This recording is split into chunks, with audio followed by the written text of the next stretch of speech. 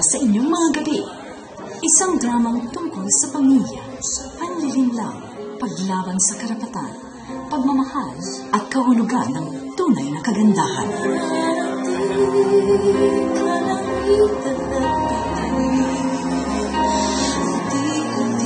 Mundo mo'y akin. Kagandahan. Ito ba'y makikita sa panlabas na anyo o matatagpuan sa kaibuturan ng puso? Ano nga ba ang tunay na kahalagahan nito? Aanhin mo ang kagandahan kung pangit naman ang kalooban. Magsisimulang gumulong ang kwento sa dalawang matalik na magkaibigang hindi kagandahan, sina Perlita at Rodora. Wala ba kayo salamin sa bahay niyo? Ang papangit niyo kaya?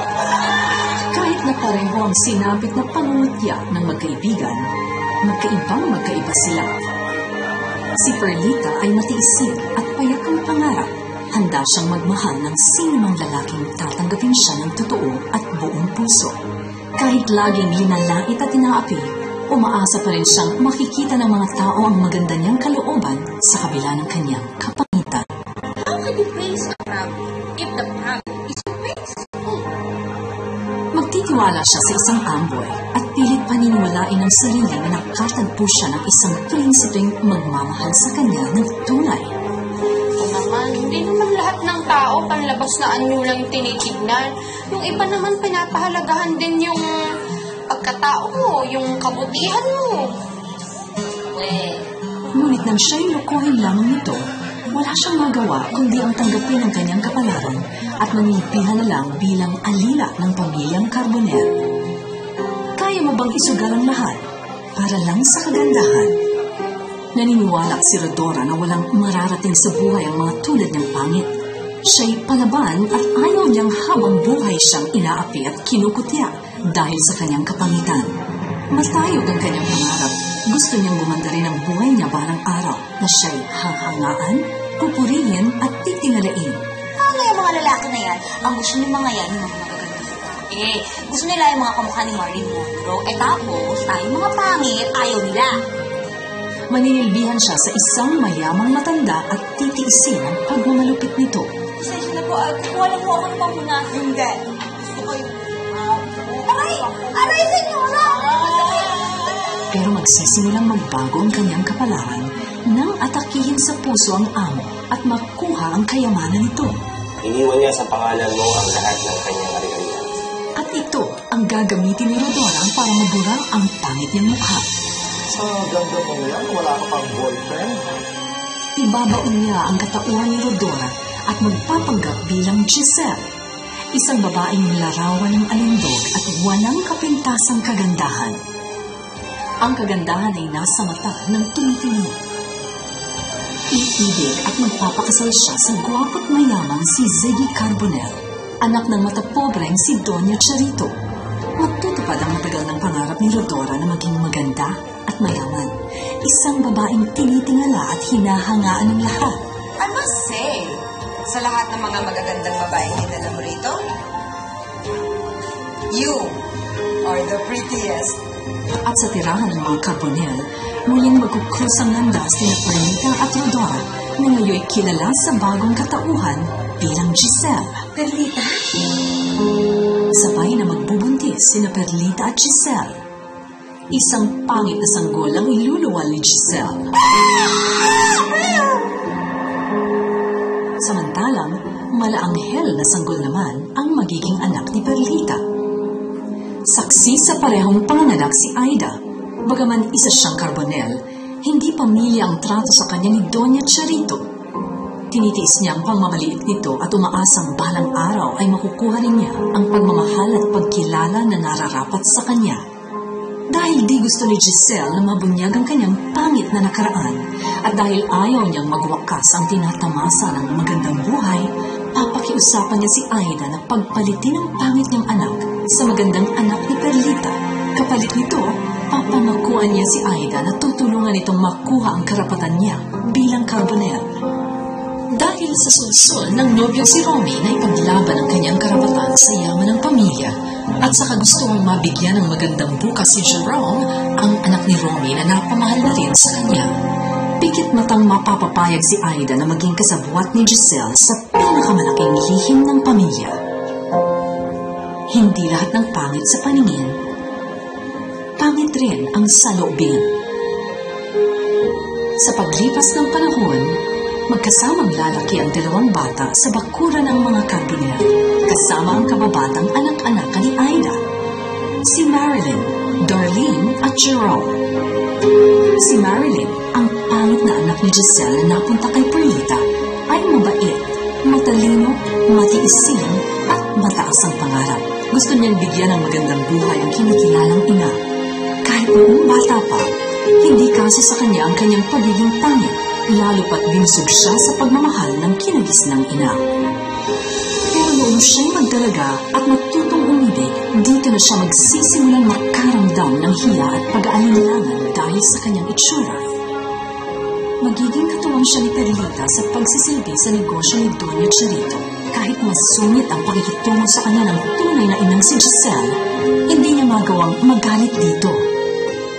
Si Darlene, ang magandang anak ni Perlita na napunta kay Giselle, ay buhay prinsesa. Nasa kanya lang lahat, karangyaan, kagandahan at ang atensyong binibigay ng lalaking pinakaaasam. Lahat ng gusto niya ay nakukuha niya. Mahal na mahal siya ng kanyang lola at ama. Pero kahit nasa kanya lang lahat, patuloy na rin siyang nangungulila sa pagmamahal ng inang malayo ang loob sa kanya. Si Jerome, ang anak-anak ni Aida, ay mabait at matayog ang pangarap. Kahit na anak siya ng kasintahang si Aida sa dati nitong asawa, itinuturing na siya nitong sariling anak. Labis ang respeto niya sa nanay-nanayan dahil binusog siya nito sa pag-aaruga at pagmamahal. Matalik na kaibigan at kababata siya ni Marilyn. Siya ang magiging tagapagtanggol nito sa tuwing may manlalait sa dalaga. Walang pangit sa pusong nagmamahal. Tulad ng marami, mabibighani rin siya sa kagandahan ni Darlene at magkakagusto siya rito. Pero unti-unti niyang makikita na higit pa sa panlabas na anyo, mas mahalaga pa rin ang kabutihan ng kalooban. Isang aspetong lamang si Marilyn kay Darlene.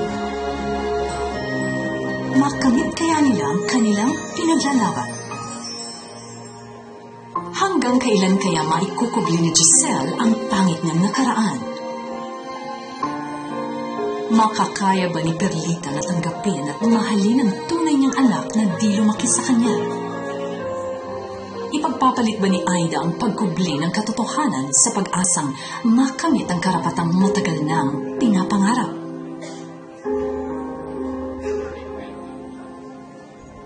Matatanggap ba ni Ziggy na ang magandang napangasaway may pangit na nakaraan at ang magandang anak ay di pa na niya kadugo? Kaya bang tanggapin ni Charito na ang tunay niyang apo at tagapagmana ay ang inaapi at inaalipusta niyang pangit na si Marilyn? Kailan kaya makikita ni Jerome na sa kabila ng pangit na nakaraan ni Marilyn ay ang kagandahan ng kanyang kalooban? Handa ba si Darlene na mawala ang lahat sa kanya? Payag ba siyang maagaw ang magandang mundo kinagisnan niya? Ipaglalaban ba ni Marilyn ang karapatan niya bilang tagapagmana at pawiin ang mundong nararapat sa kanya? Mundo mo'y akin. Pinangungunahan nila Sunshine Dizon bilang Perlita, Angelica de la Cruz bilang Dora at Giselle, Jolina Magdangal bilang Aida,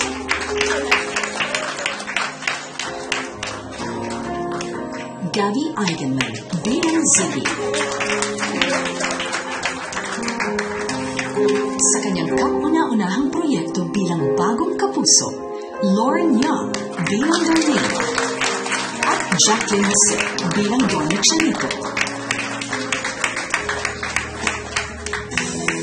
At itinatampok ang pagbabalik tambalan nila sa prime time, Luis de los Reyes bilang Marilyn